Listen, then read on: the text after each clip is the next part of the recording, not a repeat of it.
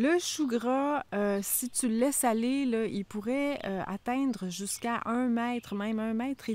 Dans certains cas, ça se pourrait même que tu puisses trouver des monstres, là, qui vont pousser jusqu'à 2 mètres de haut, mais ça, c'est plutôt rare. C'est une plante qui va être plus haute que large, même si souvent sa tige va être, assez ramifiée. Sa feuille est assez caractéristique. On dit qu'elle est en forme de patte d'oie.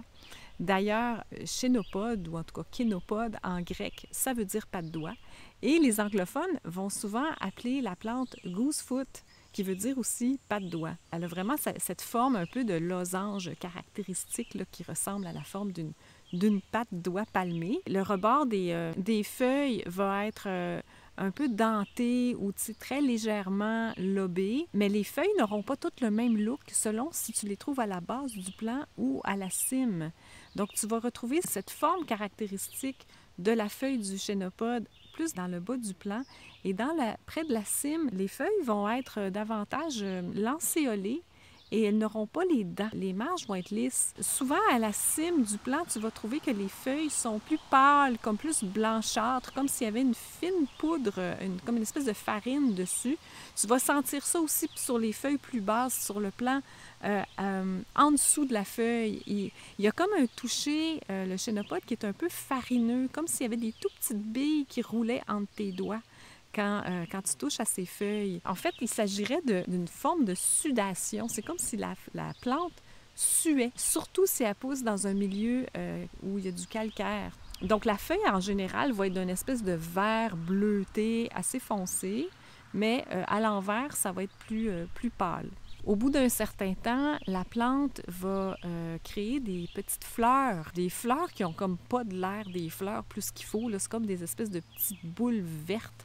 On pourrait penser que c'est des fruits aussi. Ça pousse comme en grappe, plus dans le haut de la plante ou à l'aisselle des tiges. Plus tard dans la saison, ces fleurs/fruits-là vont commencer à rougir pour éventuellement sécher et devenir brunes. Et à l'intérieur, des petites enveloppes brunes, ça va devenir comme des enveloppes brunes. À l'intérieur de ça, il va y avoir, plus tard à l'automne, une graine brun foncé ou presque noire, là. La tige du chénopode est également assez caractéristique, surtout sur les plants plus matures.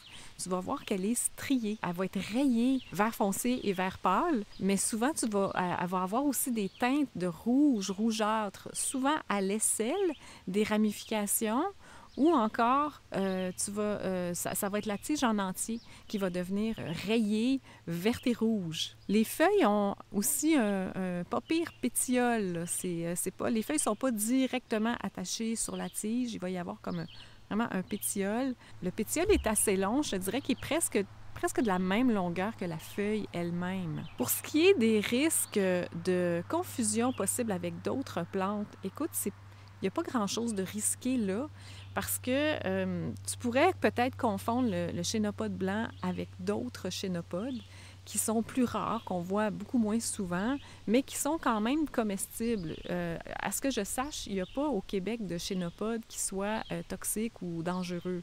Il existe aussi une version maritime du chénopode blanc qui pousse sur le bord du fleuve, qui est comestible aussi.